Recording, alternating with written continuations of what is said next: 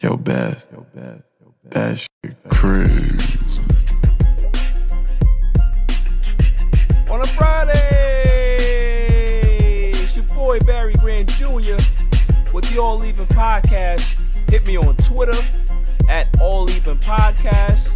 I'm also on Instagram at All Even Podcast. Very, very excited for today's show, packed show. We're going to talk a little NBA. There was games yesterday. It was games today as well. Talk a little NFL in regards to that NFL 100 list, top 100 list. The Tampa Bay Bucks have a new player. Antonio Brown is back in the NFL, sorta. And the greatest segment on the planet, Dummy of the Week, is pretty neck and neck. So we're going to see who wins that particular contest. So let's just jump right into it. The NBA is back, and back big time. The restart was a huge success. You had the Pelicans against the Utah Jazz, and for the nightcap, you had the LA Lakers against the LA Clippers. So let's start with the Pelicans versus Utah Jazz. The Pelicans had control of the majority of the game. Brandon Ingram was cooking early, but then he faded in the fourth quarter, going 1 for 6. And Lonzo Ball, he looked like he was still on vacation. Jump shot wasn't falling, and the turnovers between the two teams, 40 turnovers between two teams. You get better basketball in regards to turnovers in rec leagues. These are professionals, and they turning the ball over 40 times. Listen, I know it's the first game. I'm not going to try to kill them too much, but you got to take care of the basketball. No matter how much layoff you have to be disciplined enough to take care of the basketball, because that's what doomed the Pelicans. That's what made the Jazz come back in the game. If it wasn't for costly turnovers and really bonehead plays down the stretch in the second half, they would have won that game easily. And the other big problem that they had was Zion Williamson. Zion Williamson is the poster child for the next generation for the NBA. He's the number 1 pick. He had a big sneaker deal. And when he debuted, it was magic. He was scoring points. He was dunking on everybody, bullying everybody. Then COVID happened. We had to chill out. And the majority of the stars came back in very, very good shape. James Harden lost a lot of weight, but Zion looked like he packed on some pounds. So you was already about 290, 295 maybe.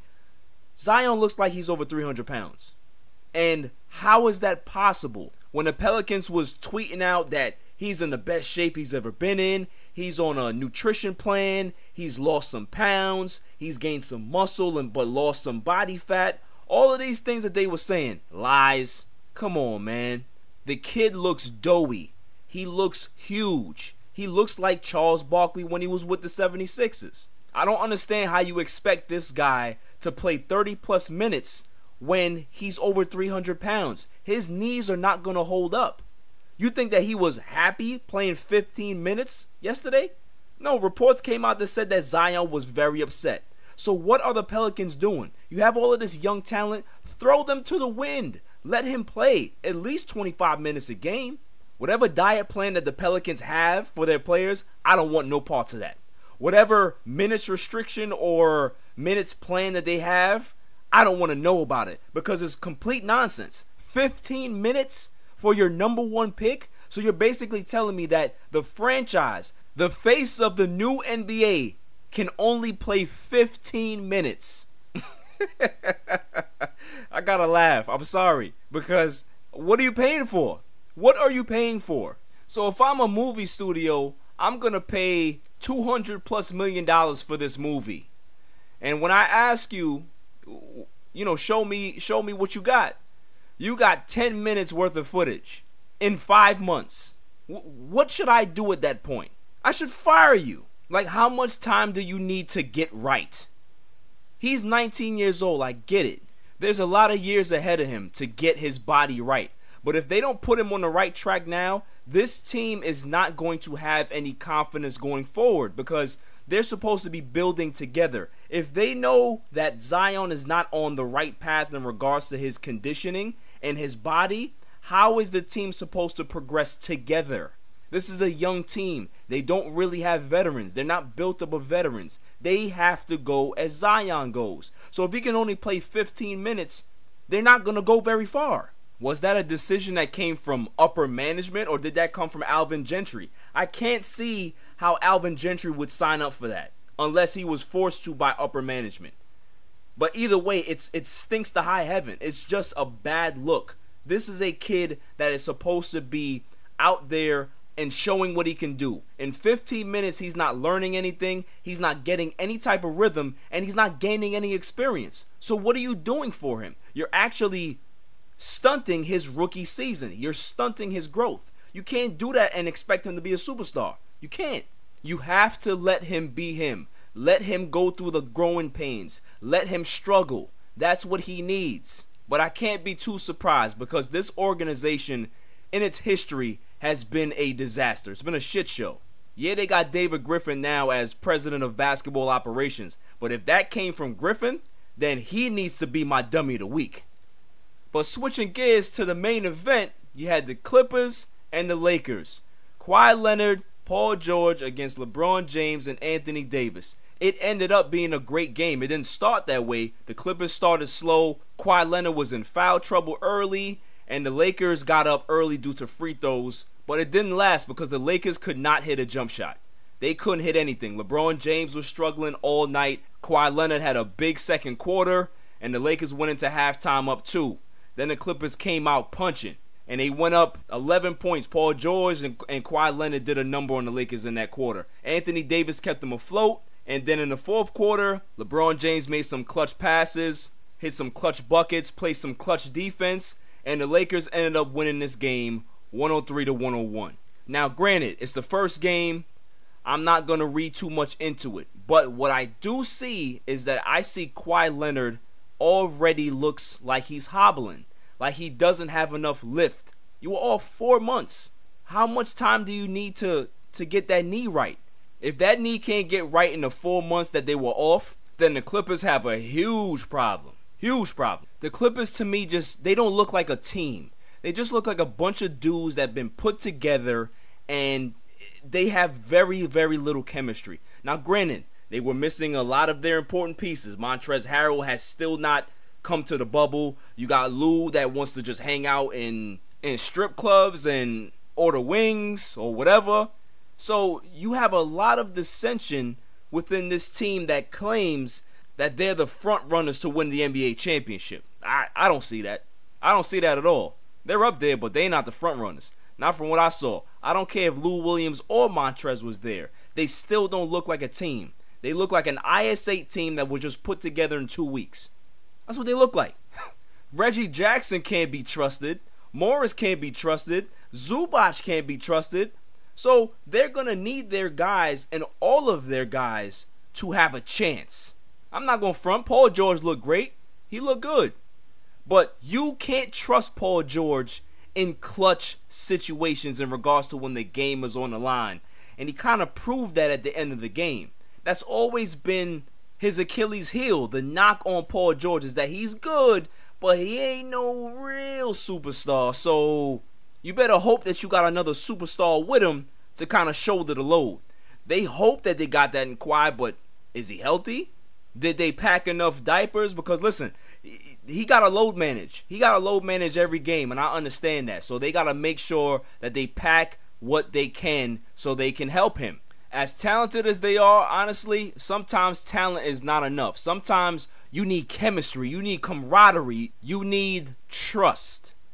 And did I see any trust on that court last night? I definitely didn't see any trust. I saw Kawhi Leonard give PG this look like, what are you doing, bro? So let's see how it unfolds in regards to them. Let's see if they can get it together. Deep diving into the Lakers right now, Anthony Davis looked good. You know, the scratch retina, that didn't bother him. He didn't wear any goggles the entire game, and he was cooking. He kept them afloat in the third quarter, and the fourth quarter, for some reason, Anthony Davis just kind of goes away. They have to solve that. You cannot win a championship and one of your best players does not have an impact in the fourth quarter. Is it a contrition issue? Is it a toughness issue with Anthony Davis? He's always been questioned about how tough he is. And he's been trying to prove that all season by, playing through injuries and not sitting out. But you got to show your toughness in another way. I remember when Pau Gasol came to the Lakers, and everybody used to always call Pau soft. They struggled against the Celtics in that NBA Finals in 2008, and then he had to prove himself that entire year of 2009, and they won the championship on his back as well as Kobe. So Anthony Davis still has a ton to prove, but he did look good last night. LeBron James, he had an okay game. He struggled early, but the thing with LeBron is that he always tries to get his teammates involved early. He wants to build their confidence throughout the game, and then in the fourth quarter, he tries to take it over, and he did a very good job last night. He scored 7 points in the fourth quarter. He dished out about a couple assists, and his defense was precise. His defense was clutch. He shut down Paul George and Kawhi Leonard in the times where they needed to be shut down.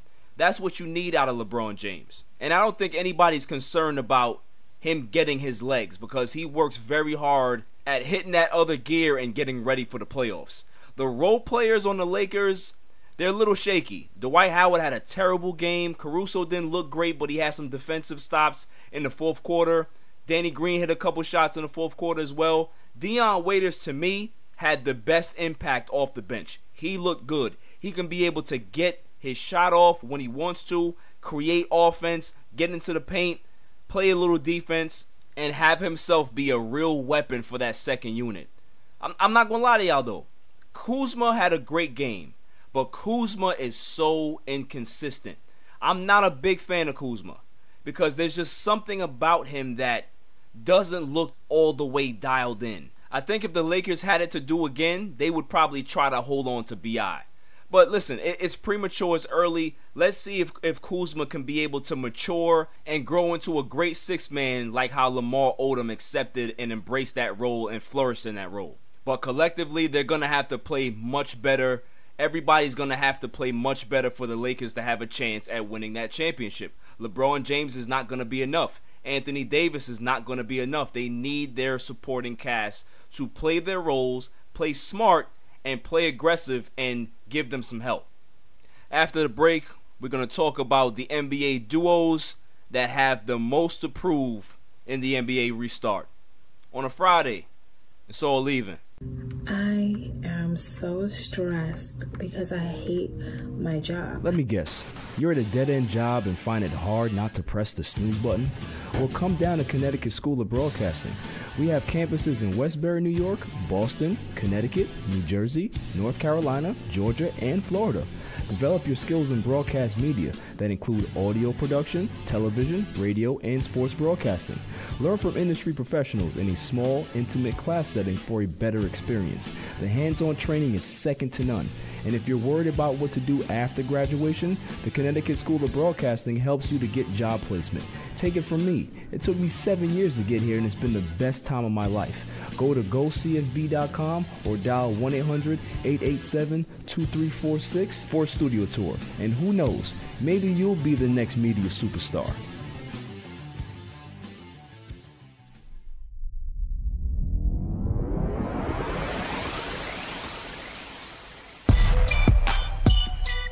Welcome back.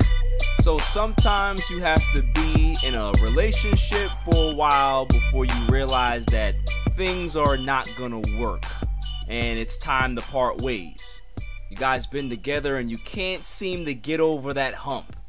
Can't seem to get on the same page and bust through to a new plane and be happily ever after. So at that point, you guys need to have a conversation and say, listen, this is not working. We may need to go our separate ways so we can be able to grow individually, separately.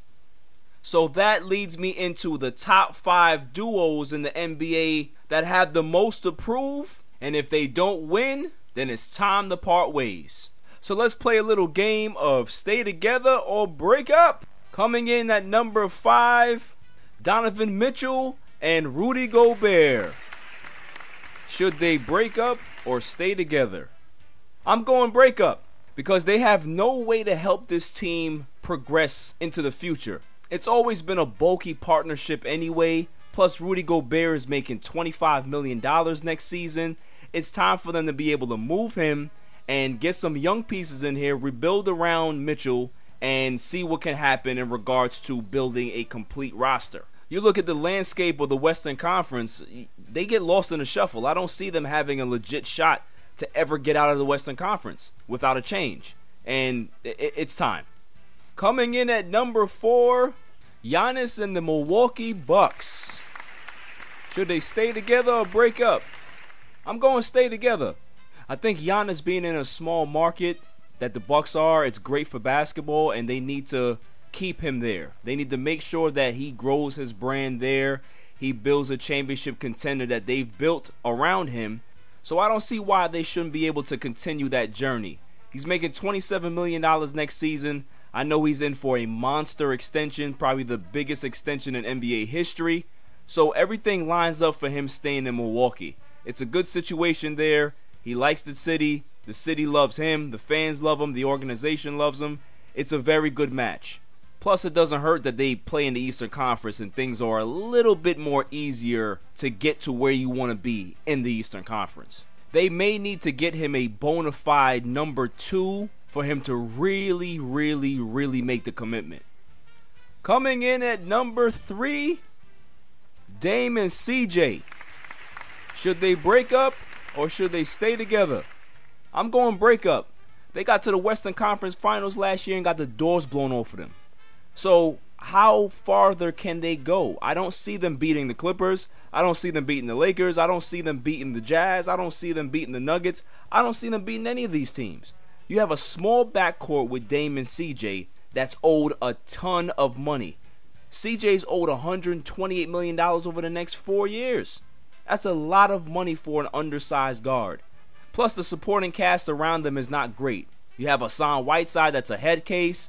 You know, Nurkic is all right, but he has to stay healthy. But other than that, they don't really have much. Can you rely on Carmelo Anthony to come back and take another pay cut? Or is he going to want to go somewhere and compete for a championship next season?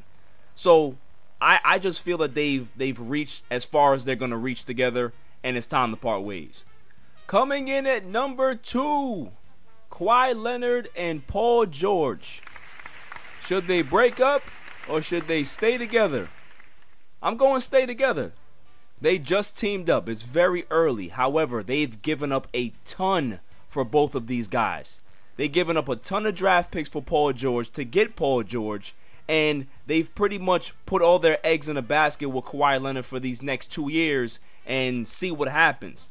So stay together until we see what happens at the end of next season, and then everything is up in the air. But for right now, they definitely need to stay the course. They need to get their acts together, the entire organization. Coach Rivers and everybody needs to get on the same page and play as a team. Because the way these two guys break down like old cars, you need everybody to be on board. And if they can't stay healthy, then after next season, it's definitely time to break it up. And they'll be back to the same old Clippers living in the basement. Coming in at number 1, we have Westbrook and Harden. Should they stay together or break up?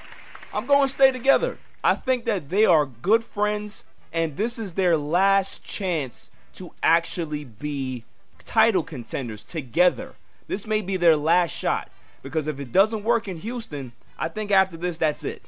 They're just going to be two great players that have never gone back to the NBA Finals since the time that they were on the Thunder in 2011. So this is their best chance to succeed. This is their best chance to be happy.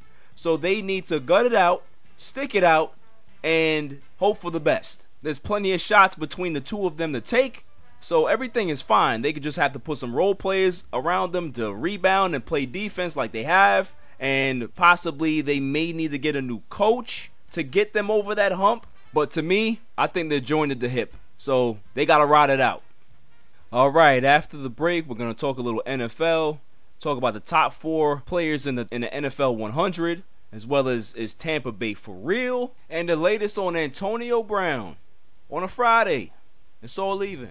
Yo, what up? It's your boy DJ G Money, representing that Flip the Script podcast. But listen, right now I'm listening, I'm tuned in, I'm tapped in to a brand new podcast called the All Even Podcast with my man Barry Grant. Yo, B, what's up, man? Congrats on the new podcast. I'm listening right now, I'm tuned in. Fire, All Even. We here, let's go. Here we go, y'all. Welcome back So the top 4 players in the NFL 100 for the upcoming season: Russell Wilson, Aaron Donald, Patrick Mahomes, and Lamar Jackson. It's not in that order though. No. The order is at 4 is Pat Mahomes, at 3 it's Aaron Donald, at 2 it's Russell Wilson, and at number 1 it's Lamar Jackson. How do you have Patrick Mahomes at 4? He is the reigning defending Super Bowl MVP. He had a great season. Yeah, he missed 4 games, but the team was still successful, and then when he came back, they did not miss a beat in the playoffs. You can't have him at 4. Aaron Donald is a great player. Put him at 4. He's the best defensive player in the game. Huge impact when it comes to opposing teams have to game plan for him. That's why you can put him comfortably at 4. At 3, I'm going to go with Lamar Jackson. He's probably the best athlete out of the top 4 here. But we're talking about best NFL player. He's not the best NFL player. He had a great season. He rushed for a lot of yards. He was Michael Vick on steroids. Guys has a great arm. That team that he has is perfect for his skill set. They have a lot of speedsters on the outside. He can just go ahead and toss a bunch of go routes. It works. But he's still not the best player. There's still a lot to be desired with Lamar Jackson's game. Is he accurate? Can he take a beating over time? Can he lead a team down big and come back to win that game in a big game? I'm talking about playoffs, not regular season. You can't leapfrog him to number 1. You just can't. I know everybody wants to do that because he had such a great season. He's still not number 1. Russell Wilson, he is comfortable in that number 2 spot. He is arguably the best quarterback in football. He has carried that Seahawks team for the last 4 years. They haven't had much, and it's been him with a bad offensive line, and he still produces. This guy is magic. And if guys like DK Metcalf can give him something and become a great player, now you're going to have a dangerous outside threat to give Russell Wilson. That's not a great combination for the rest of the NFL. That's scary. Scary good. But at the end of the day, the best player in football is Pat Mahomes. It's not even close. This guy has had the best 2-year run I've seen. Natural athlete in regards to total package, accurate, can get out of the pocket, can run a little bit, has the best arm in the NFL, a great leader that knows how to break down defenses and see exactly what the defense is giving him. That is the best player. Oh, and not to mention, he's the Super Bowl MVP. Hello. Best player. Wins the Super Bowl. He's the MVP. He's number 1. It's not that hard to figure out. How they have him at 4, I don't know what drunk guy made this list, but it's foolish. It's really, really foolish. Mahomes had tweeted that he's taking notes, like he's taking this personally. So you're giving a guy that just signed the biggest contract in NFL history after winning the Super Bowl and becoming the Super Bowl MVP more ammunition to get better at 24 years old? Not smart.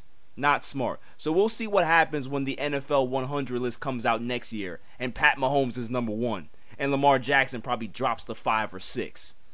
In other news, the Tampa Bay Bucks have just signed Shady McCoy to a 1-year deal, which gives them another weapon to use in that system. Looks pretty good on paper, right? Not so much. He lost playing time to Darrell Williams down the stretch, and they didn't miss a beat. They won the Super Bowl. Darrell Williams had a great game in the Super Bowl, and you know there was no use for him anymore. And if Andy Reid doesn't have any use for you, that's where you became the man, that's where you became Shady McCoy, then I don't see how Bruce Arians could be able to resurrect you in Tampa Bay. Plus, they have some young guys there already. They already have Ronald Jones. They just drafted a running back. Where does he fit in that scheme? There's too many mouths to feed over there. There's too many old guys to feed over there. You got Gronk, you got Shady. it's a little much. I think they're doing a little bit too much now, and it's overkill, and they don't really need this. But we'll see what happens. If he makes camp or if he makes the roster, I'd be shocked. I think that they end up cutting him before they actually, start the regular season. So are the Tampa Bay Bucks for real or nah? I think they're for real. But they're going to have a hard time in that division. That division is no joke. The Falcons are going to be better. The Saints have always been a good team. They're a perennial Super Bowl contender. That is going to be a battle that I'm dying to see. 2 legendary Hall of Fame quarterbacks and Matt Ryan. So we're going to see how that plays out, but it's going to be interesting. But I do think that they're for real. I think Brady's a great fit here. Bruce Arians is a mastermind when it comes to getting quarterbacks in the right positions to succeed. And if you have Tom Brady, there's not much that you need to actually do to fix him. So they're in a good position. If it was up to Tom Brady, they would sign Antonio Brown because he loves him some Antonio Brown. And breaking news, Antonio Brown has been suspended for the first 8 games of the 2020 season. And, teams are going to be vying for his services. So it's going to be real interesting to see where he goes, where he lands. I'm sure Brady is going to be begging the front office to get him because they have a great rapport. I honestly think that Antonio Brown should sign with the Texans. Yeah, I know they got Brandon Cooks, but Brandon Cooks has some concussion issues. So giving Deshaun Watson another option outside in case Cooks goes down is a great thing. Especially you're going to have him for the last 8 games of the season, the most important 8 games of the season. It may work out good for the Texans if they decide to sign him. So we'll see what happens with that. So coming up after the break, the greatest segment on the planet, Dummy of the Week, on a Friday. It's All Even. This is a public service announcement. Down in your luck? Tired of being curved? Sick of going out with the fellas and being the only loser without a lady? Well, I got something for you. It's called Sex Panther. Legend has it that it's made out of real bits of real panther, so you know it's good. To men, it stings the nostrils. But to women, you may as well be a slab of meat in a dog pound. And that's not all it does. You could be getting ready to see that special fox and disaster hits. No money in the budget for gas, only dinner for 2. No problem. The fumes from Sex Panther can give your car 38 miles to the gallon. Sold you yet? I thought so. For $69.99, go from unlovable loser to the cock in the walk. Sex Panther. 60% of the time, it works. Every time. Welcome back, y'all. So without further ado, it's the greatest segment on the planet, Dummy of the Week. Contestants are picked every Monday and every Friday, and then we pick the winner on that Friday show. Lou Williams was the first contestant on Monday's show, Mr. Magic City Wing Guy, and today we have 2 more. The next contestant is Tom Thibodeau. He had the worst cell service I've ever heard. It sounds like he was on a cliff in a helicopter crumpling a piece of loose leaf paper. It's just a microcosm of what the Knicks have been. Hard to understand them. 2 great contestants, but there must be a winner. And it's not these 2. Drum roll, please. And the winner is Rob Manfred. Clueless Rob Manfred. How many times must I talk about this guy in a negative light? He suspended Joe Kelly for throwing at Alex Bregman from the Houston Astros. Didn't hit him. He just threw at him. And you suspended him 8 games. It's funny you suspend him 8 games, but the team that cheated their way into a World Series and then cheated their way into the World Series last year and lost, no one gets suspended except the coaches. They got to step down, but none of the players served any suspensions. Very, very interesting. What type of bush league are you running, man? This is not the Sandlot. And even in the Sandlot, they had better rules than this. Not to mention that there's a huge COVID outbreak in your sport that you're the commissioner of. And I'm hearing reports come out that the Miami Marlins weren't following protocol. Of course, Florida is not following protocol. Why am I not surprised? But you're the commissioner. Aren't you supposed to be checking all of this stuff to make sure everything goes right? You need to go call Adam Silver. Speak to a real commissioner who understands how to handle business in a crisis. You are a lost cause, and all you're going to do is have that deer in the headlights look that you always have, especially when you said that, oh, the MLB season now may be in jeopardy. We may have to shut down. I hope it does shut down, so the owners can give you your walking papers with your box in your hand, and they literally kick you out the door. They need to kick you out Jazzy Jeff style. And after this, I wouldn't trust you to run my kid's baseball team. So Rob Manfred, if you never win the respect of your players, just know that you are the winner for Dummy of the Week. That's a wrap for the show. I hope y'all have a good weekend. Until next Monday, stay safe. Peace.